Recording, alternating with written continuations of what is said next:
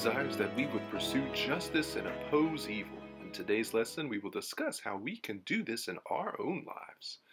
Amos begins chapter 5 as a eulogy for the dead nation of Israel. Israel was not yet dead, but the lament was meant to impress on the nation the severe danger it was in.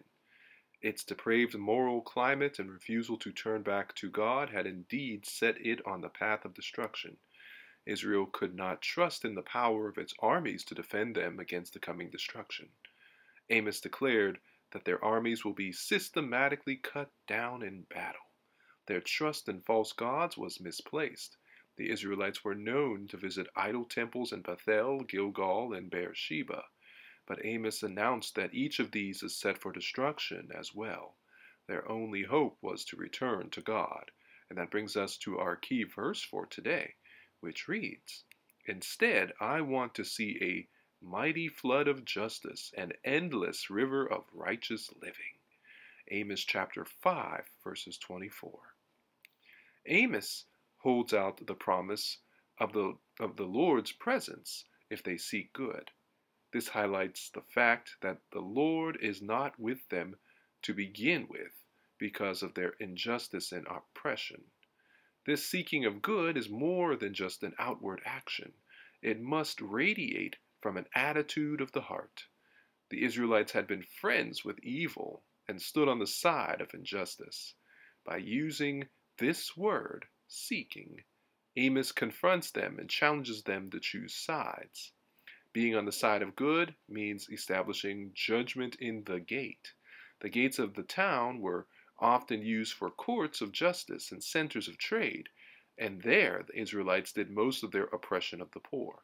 So this is where they could show that they love good and hate evil instead. If the people would seek God and seek good instead of seeking the sanctuaries at Bethel and Gilgal, then maybe God would be gracious to them. Amos is communicating that there is still the possibility of God showing favor and mercy to them. A remnant of Joseph is offered grace. After breaking away from the southern kingdom of Judah, the 10 tribes were often referred to as Joseph. To refer to the remnant of Joseph is to appeal to those who will choose to seek good. Outwardly impressive religious acts of goodwill that are selfishly done do not move the heart of God.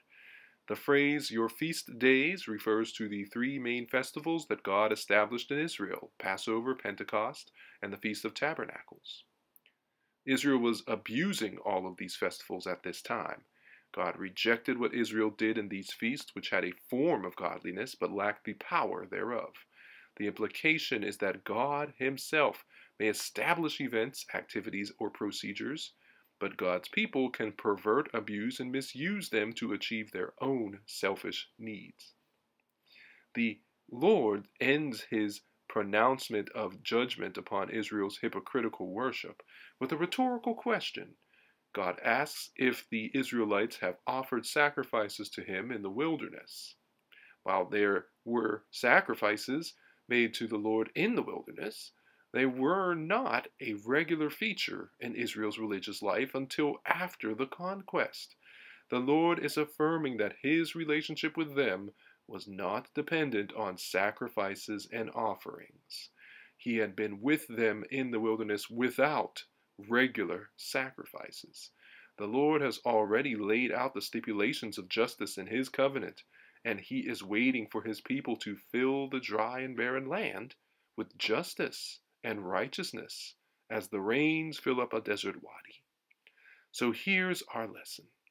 Most Christians have no problem determining the difference between good and evil. In fact, even non-believers choose often to do the right thing. But merely choosing not to do evil is different than actively opposing evil. It is God's desire that Christians would not only seek to do good, but also oppose evil and injustice. We are charged with standing for justice in our communities and in our world. Thank you so much for listening and subscribing to iLights. Heavenly Father, fill our hearts with what we truly desire, for who we truly seek is you.